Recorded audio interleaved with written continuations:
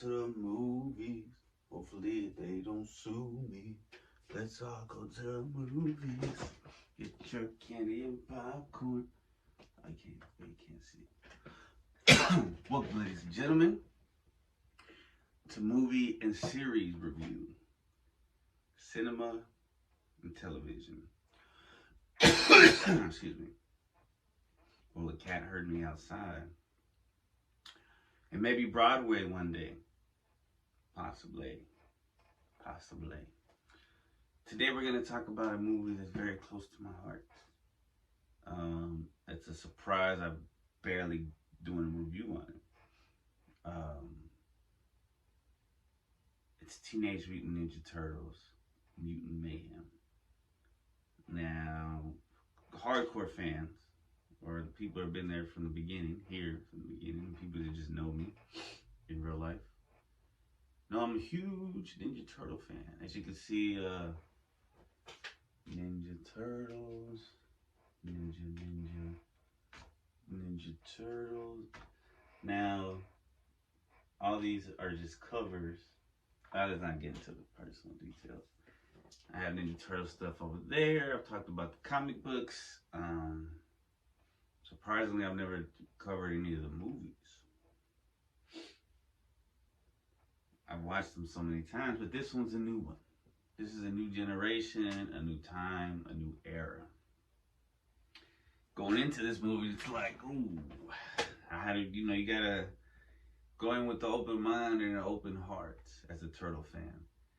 Because not every Turtle iteration is a beautiful, amazing piece of work. The Michael Bay Turtles, we took what we got, and then they did the Shredder dirty in the second one. And then we didn't get a third one, which was fine because it was Michael Bay that made them, and he's admitted that he makes movies for the masses, and he has proven a point that if it's like action and it shows like a chick and I don't know, he did it on purpose. So he didn't do the Turtles justice, in my opinion. Was another iteration that was not so great. Another recent one was Rise of the Teenage Mutant Ninja Turtles. And I respect it for what it is. And I heard the final movie of it that was on Netflix was amazing, but I just didn't get into it. The animation style wasn't my style, but I'm glad people enjoyed it. Because it just shows that, there's going to be kinds of turtles that I'm not going to like, but that's okay, because it's just, the origin. The Mirage Turtles that killed the Shredder in the first book. So I'm going to do a little bit of background, then I'll talk about the movie. I'm going to talk about it, and then I'm going to talk about it. Alright, so if you didn't know, it was directed by Jeff Rowe. The screenplay was by Seth Rogen, Evan Goldberg, Jeff Rowe, Dan Hernandez, shout out, and Benji Semmett. The story was by Brendan O'Brien, Seth Rogen, Evan Goldberg, Jeff Rowe, based on characters by Peter Laird and Kevin Eastman. Produced by Seth Rogen, Evan Goldberg, James Weaver. Cinematography, Kent Secchi. Edited by Greg Levitan. Music by Trent Reznor and Atticus Ross. What a name, Atticus Ross. You gotta be a musician. And it's from Nickelodeon Movies and Point Grey Pictures. Shout out to Nickelodeon for letting us do this, man. Distributed by Paramount. Came out, I don't know what Annecy is, but in June 12, 2023, and Annecy came out, and then August 2nd, 2023, United States. 99 minutes. And it was a success. The budget was $70 million. The box office take, $180 million. They more than doubled. So they got their money back. And then some. Teenage Mutant Ninja Turtles Mayhem is a 23 American animated superhero film directed by Jeff Rowe. This is Wikipedia, so take it with a grain of salt, baby. who co-wrote the screenplay with Seth Rogen, Evan Goldberg, Dan Hernandez, and Beiji Salmon. It is the seventh theatrical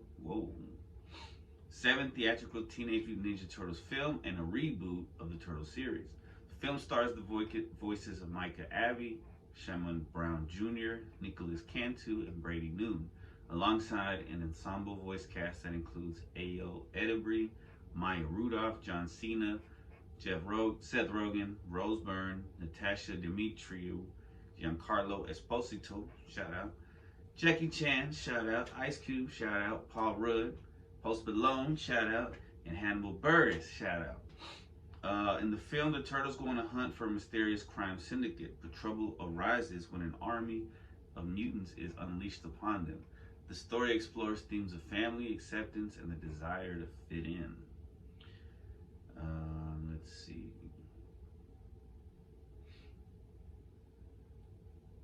It was screened. Oh, okay. So this is what Annecy is. It was screened as a work in progress at the Annecy International Animation Film Festival, June 12th, and was released by Paramount August 2nd. Several critics considered it the best Turtles film. I don't know about that, homeboy. A follow television series, Tales of the Teenage Mutant Ninja Turtles, is set to premiere on Paramount Plus, and a sequel film is in development. Alright, so I don't want to get into the plot because that's too much. But let's see. So the Turtles, they're young kids and they let them freestyle and stuff. What's that? An 800 number? Not answering. I'm going to continue recording. So it's Micah Abbey is Donnie, Shamon Brown Jr. is Mikey, Nicholas Cantu is Leo, Brady Noon is Raph. Ayo Edebiri is April. Maya Rudolph is Cynthia Utrom, which is, right now she's coming off as a bad guy, but I'm sure later on we'll find out she's not. Well, I mean, who knows? Who knows? It's the iteration of Seth Rogen and his voice. John Cena is Rocksteady. Rogen is Bebop. That's hilarious. Rose Byrne is Leatherhead. Natasha Demetriou is Wignut. Giancarlo Esposito is Baxter Stockman. Jackie Chan Splinter, Ice Cube Superfly, Paul Rudd Mondo Gecko, Austin Post is Ray Fillet. You know, they had the Mutanimals in here, but I don't think they gamed up yet. They'll probably do in the next one, or maybe in the series. Hannibal Buress was Genghis Frog. That's tight. Mr. Beast as Times Square guy. Derek Wilson is Spider. Let's see, I don't know any of these names. Kevin Eastman was a good human. That's pretty cool. I guess there was bad humans. Bobby Wagner is Man Who Thought a Giant Rat Was a Big Cat, but it was actually a rat. Oh, it says Michael Rianda as Once a Paycheck Goon / Chop Shop Boss / Ratatouille Guard. That's somebody else.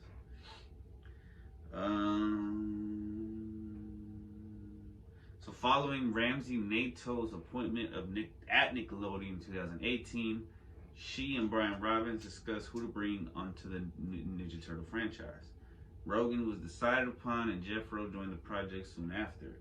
In June of 2020, Deadline Hollywood reported the Nickelodeon Animation Studio was developing a computer-animated Turtles film for Paramount Pictures. Rowe was hired to direct, from screenplay by Brendan O'Brien. Rogen, Evan Goldberg, and James Weaver produced through their production company, Point Grey Pictures, which is credited alongside Nickelodeon movies. Point Grey. That's like Gray Matter from Breaking Bad. I don't know who wrote this. Alright, I'm not gonna read their iteration or their. It's like a review.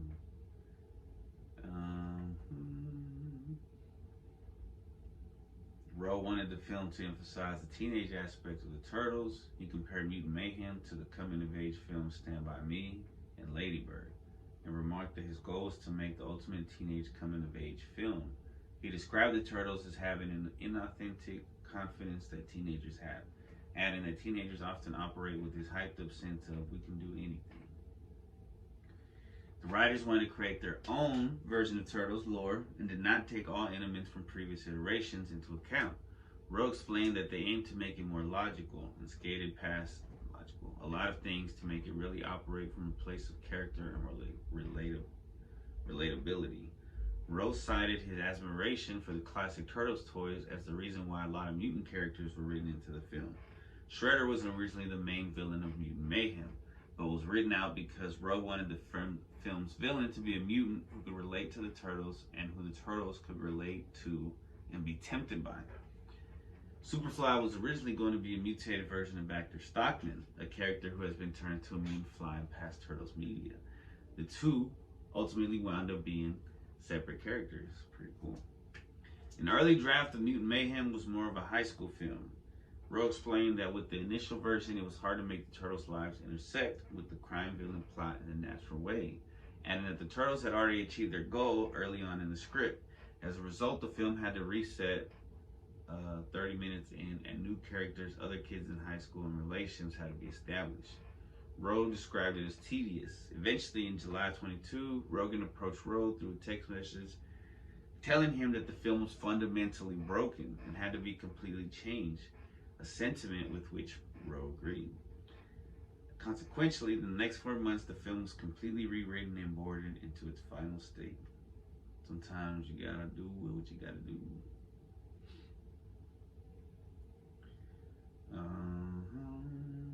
That's pretty tight. This movie marks the first time that all four Turtles are portrayed by actual teenage actors. Prior to that, Teenage Mutant Ninja Turtles in 1990, which featured Corey Feldman as Donatello, I did not know that, was released when the actor was 19. Rogan felt that the decision to cast teenagers for the parts in Mutant Mayhem made it stand out from previous versions of the Turtles, saying something very intuitive became something that really opened up our version. Hundreds of actors auditioned for the roles of the Turtles. Blah, blah, blah, blah, blah, blah. He wrote a letter to Jackie Chan telling him he wanted him in the movie. They held a meeting with Ice Cube. When they told him his name was Superfly, he laughed and agreed to sign on. He chose to sign on because of his son's emotional connection with the Turtle franchise. Abby drew the characteristics of his friends and previous portrayals of the character for his performance as Donatello. Brown did not want to do the typical surfer dude voice for Mikey during the audition process. Inspired by Brandon Michael Smith's take on the character in The Rise of the Teenage Mutant Ninja Turtles, he sought to do his own thing with it. Cantu wanted to bring a quality of nervousness to Leonardo, feeling that there was a level of anxiety that comes with leading the group. Noon wanted to balance Raphael's rage with a more lighthearted and funny performance to make him more relatable. In portraying April O'Neil, Atterbury wanted to harken back to her teenage years and tap into her character's determination. Turtles co-creator Kevin Eastman appears in a voice cameo as a citizen that helps Splinter during the climax. Oh, that's cool. As Good Human. Rowe wanted the role to be voiced by someone meaningful to the franchise, and chose to cast Eastman as an homage to Stan Lee's cameos in Marvel comic adaptations until his passing in 2018. Scumbug uses a blend of different voices, but is credited to Alex Hirsch. Let's see, voice recording. For every session, they said they lumped people together. Every time the four Turtles were recorded, they were together. That's important. John and Cena. So Bebop Rocksteady, Seth Rogen, John Cena recorded together. Ice Cube had scenes with the Turtles, so they recorded together. They really went out of their way to bend over backwards on the Turtles to try to capture that improvisational energy that you get when a lot of people are in the same place at the same time, to make it kind of flow, freestyle. He directed, let's skip it because it skipped. Let's talk about Leatherhead and Genghis Khan, Rocksteady's features. You know, you can go to look it for yourself. All right, that's a lot from what they said. So it was dope. The music, incredible music. I mean, they had like a Tribe Called Quest on there. Hip hop, real hip hop. So it was real New York style. old school because you know the Turtles, they were influenced. I don't know, but the soundtrack is dope because obviously Seth Rogen's like in his 30s, so he likes the hip hop that people my age like. So yeah, the soundtrack was dope. The animation's interesting. It's a cool take on it. It's a cool new way that they're doing it. Obviously inspired by the Spider-Man, the new Spider-Man animated movies, but you know it's a little different. Yeah, it's cool. It also has like I don't want to spoil anything if you haven't seen it, but it's been a minute since it's been out, so it's kind of like how they. Well, no, Shredder was the villain in the first movie. I don't know, but it's cool how they set it up for another one. It's funny. It has some serious moments, I guess. It's been I saw it like in the summer when the summer ended, and I got sick eating popcorn. So I ate way too much. Ice Cube was funny. The villain was funny, but it's also like you kind of get what he's. You understand him. It's a good new villain, you know. Like it kept you on your toes. The movie, because someone as a fan, it's like it's nice to see a fresh iteration, but they also paid some homage to it, you know. You know, no Casey Jones yet. I don't think there was any mention of him. But it's gonna be cool to see what they do next. I don't think I'll get Paramount Plus just to watch the series. This series to me was always the best cartoon iteration. This the 2012 series. So shout out to Nickelodeon for going back and doing another animated version. Cause yeah, the Michael Bay ones were just sad, so sad. All right, 5 stars, definitely. Action, humor, music was good. The visuals are good. The animation's good. Well, this says that they include a ninja rap, which was Vanilla Ice's song from Ninja Turtles 2: The Secret of the Ooze in '91, which was suggested by Rogan. They got Blackstreet's No Diggity, but it was difficult. They used alternatives for the sequence featuring the songs such as Rough Riders Anthem. However, after watching a version of the film with No Diggity, it was agreed that it should stay. Non-Blonde's What's Up is used during a chase sequence in the film. It transitioned into the He-Man remix. I don't know these songs. Yeah, Goldberg described the film as overall being about a father, his 4 sons, and the importance of family. A major theme in the film is acceptance. The Turtles' isolation from the world is meant to mirror a teenager's desire to fit in, and their father, Splinter, fears the worst in humanity after being rejected by them. The theme was an early part of Rogen and Goldberg's pitch. Rowe felt that it was something that had not been tackled in the franchise before. It acknowledges these fantastical things in a way that grounds them in the real world. Fears the worst in humanity. Oh yeah, because he's like, they're evil. They're evil. There's never been a Splinter like that. I mean, he's always been like, you know, stay, but that was pretty tight. Real good movie. I'm glad I got to see it with my son. It was dope. Thanks to my mom for paying for it. And her boyfriend, I guess, he paid for it. One day, I'm going to be financially stable and successful. You hear it here first, ladies and gentlemen. We'll be right back with Badass Women in History, Freestyle of the Week. One love. Peace. Let's all go to the movies. Hopefully they don't sue me. Bum, bum, bum, bum.